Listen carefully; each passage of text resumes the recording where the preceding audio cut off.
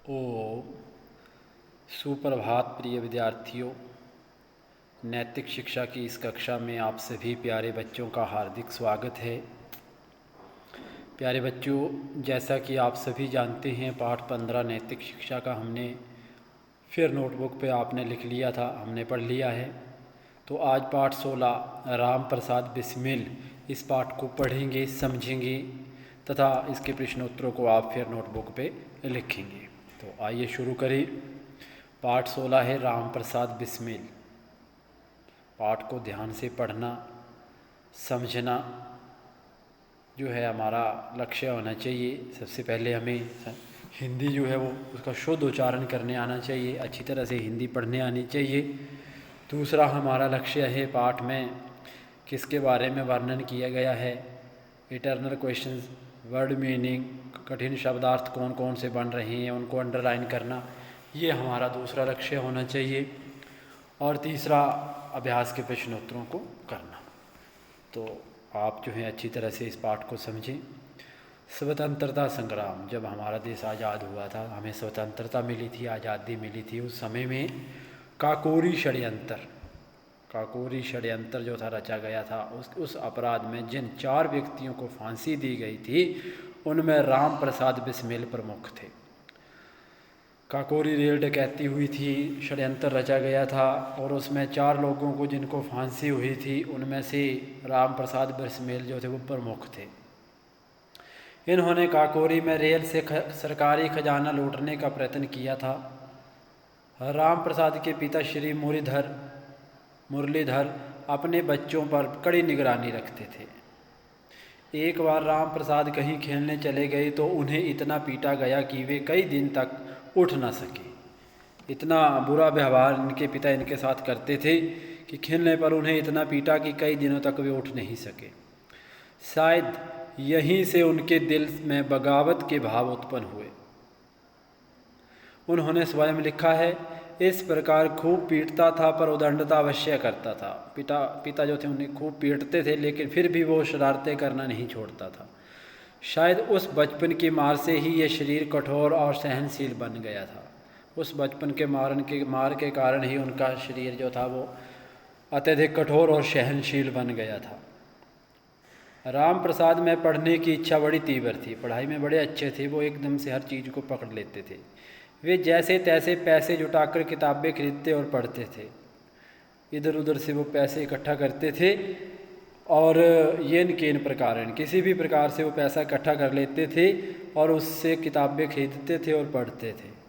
कुछ गलत किस्म की किताबें पढ़ी जाने पर उनमें कुछ बुराइयां भी घर करने लगी। कुछ उन्होंने गलत किस्म की किताबें भी ले ली और उन्हें पढ़कर उनके जो मन में उनके जो विचार थे वो बुरे हो गए और उन बुराइयां भी उनके अंदर आने लगी। पर कुछ दिनों बाद जब मंदिर में आना जाना शुरू हुआ तो पुजारी जी के उपदेशों से ये आदतें छूट गई। इसलिए बोलते हैं ना, कोई भी धार्मिक उपदेश या कोई भी विद्वान व्यक्ति कुछ बता रहा हो या कोई उपदेश दे रहा हो तो उसके उपदेश को ध्यान से सुनना चाहिए। ना जाने कौन सा उपदेश आपके जीवन को बदल दे। तो पुजारी के उपदेश से उसकी जो बुरी आदतें थी वो छूट गई थी। इन्हीं दिनों इन्होंने सत्यार्थ प्रकाश पढ़ने को मिला और इसी समय इन्होंने सत्यार्थ प्रकाश भी पढ़ा। इसे पढ़कर उनके जीवन का एक नया अध्याय शुरू हुआ। अब धार्मिक ग्रंथों को पढ़ने से तो हमारे जीवन की काया पलट ही जाती है। ये इस पाठ में भी उदाहरण दिया है और बहुत सारे उदाहरण हमारे सामने भी आते हैं कि धार्मिक पुस्तकों को पढ़ने से हमारा जीवन जो वो बदल जाता है। तो इनका जीवन भी सत्यार्थ प्रकाश को पढ़ने से बदल गया। इन्होंने स्वयं लिखा है कि इस ग्रंथ में उनके जीवन का स्वर्णिम पृष्ठ खुल गया, सुनहरा पृष्ठ खुल गया। एक तख्त पर कंबल बिछाकर सोने लगे, रात के समय खाना भी छोड़ दिया, किसी के कहने से शहर भी छोड़ दिया। यानी कि परमात्मा के ध्यान में वो इतने मस्त हो गए कि उन्हें ये सब चीज़ें करने का भी याद नहीं रहती थी। उबालकर दाल या साग से एक समय भोजन करते थे, मिर्च और खटाई तो छूते भी नहीं थे। व्यायाम करने लगे, नित्य व्रति स्वाध्याय भी करते थे। कोई साधु महात्मा आते तो उनका उपदेश भी सुनते थे। ऐसे अच्छे संस्कार और अच्छी बातें सीखना उन्होंने शुरू कर दी।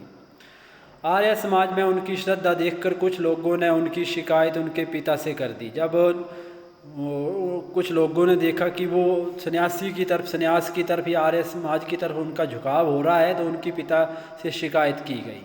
पिताजी ने जिद पकड़ ली कि या तो आर्य समाज छोड़ दो या घर छोड़ दो। पिताजी ने बोल दिया कि या आर्य समाज छोड़ दो या घर छोड़ दो। राम प्रसाद टस से मस नहीं हुए। राम प्रसाद पर इसका कोई असर नहीं पड़ा।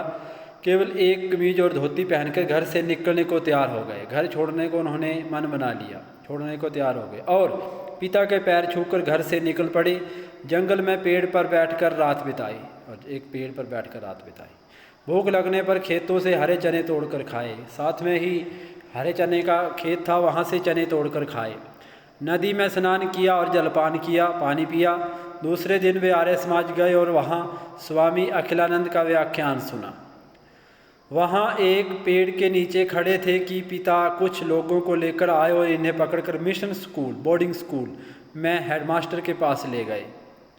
हेडमास्टर ने समझाया कि रोज़ रोज़ बच्चे को पीटना ठीक नहीं है। उस दिन के बाद से पिता ने उन्हें पीटना बंद कर दिया, उन्हें मारना जो था वो बंद कर दिया। राम प्रसाद आर्य समाज में जाते रहे। उन्होंने साधुओं और विद्वानों की भरसक सेवा की। आर्य कुमार सभा की स्थापना हुई। उसकी ओर से शहर में व्याख्यान किए जाने लगे। व्याख्यान अर्थात भाषण दिए जाने लगे। वे व्याख्यान देशभक्ति और कर्तव्यपरायणता से भरपूर होते थे, कर्म से भरपूर होते थे। उच्च स्थान न मिलने के कारण आर्य कुमार सभा मैदानों में ही चलती रही। जब इनको सभा करने के लिए, बैठकों को करने के लिए व्यवस्था नहीं मिली, जगह नहीं मिली, तो इनके जो सभाएं थी वो मैदानों में ही होने लगी। इन्हीं दिनों राम प्रसाद का संपर्क ऐसे व्यक्ति से हुआ जो देश को आज़ाद कराने की सोचते थे। लोकमान्य बाल गंगाधर तिलक के शाहजहाँपुर में के विचार सुनकर वे आज़ादी के संघर्ष में कूद पड़े। जब उन्होंने लोकमान्य बाल गंगाधर तिलक के उपदेशों को सुना तो वो उनका भी आज़ादी के संघर्ष में कूदने का मन चाहा और वो भी उस संघर्ष में कूद पड़े। उन्होंने अमेरिका को स्वाधीनता कैसे मिली पुस्तक लिखकर देशवासियों के खून को गर्म करना चाहा। बोल्शेविकों की करतूत, मन की लहर, कैथराइन, स्वदेशी रंग, यौगिक साधना आदि पुस्तकें भी इन्होंने लिखी और अनुवाद किए। बहुत सारी अच्छी पुस्तकें भी इन्होंने लिखी और उनका हिंदी अनुवाद भी किया। काकोरी रेल डकैती में इन्होंने अभूतपूर्व योगदान दिया। इसी केस में पकड़े गए और 14 नवंबर 1927 को उन्हें गोरखपुर जेल में फांसी की सज़ा दी गई। उनको फांसी की सज़ा दी गई 14 दिसंबर 1927 को गोरखपुर के जेल में। अतिरिक्त प्रश्न के तौर पर आपको पेपर में पूछा जा सकता है, तो ध्यान दीजिए।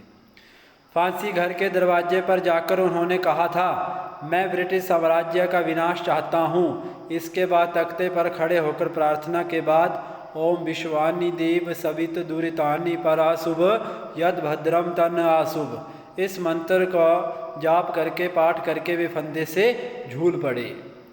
ओम विश्वानि देव सवित दुरितानि पराशुभ, हे विश्व के देवता, सकल जगत के परमात्मा प्रभु परमेश्वर, हमारी सारी बुराइयों को दूर कीजिए और यद भद्रम तन अशुभ, और जो भी कल्याणकारक पदार्थ हैं उन्हें हमें प्राप्त करवाइए। इस प्रकार का उन्होंने मंत्र का उच्चारण किया और फंदे से झूल पड़े, अर्थात उन्हें फांसी दे दी गई।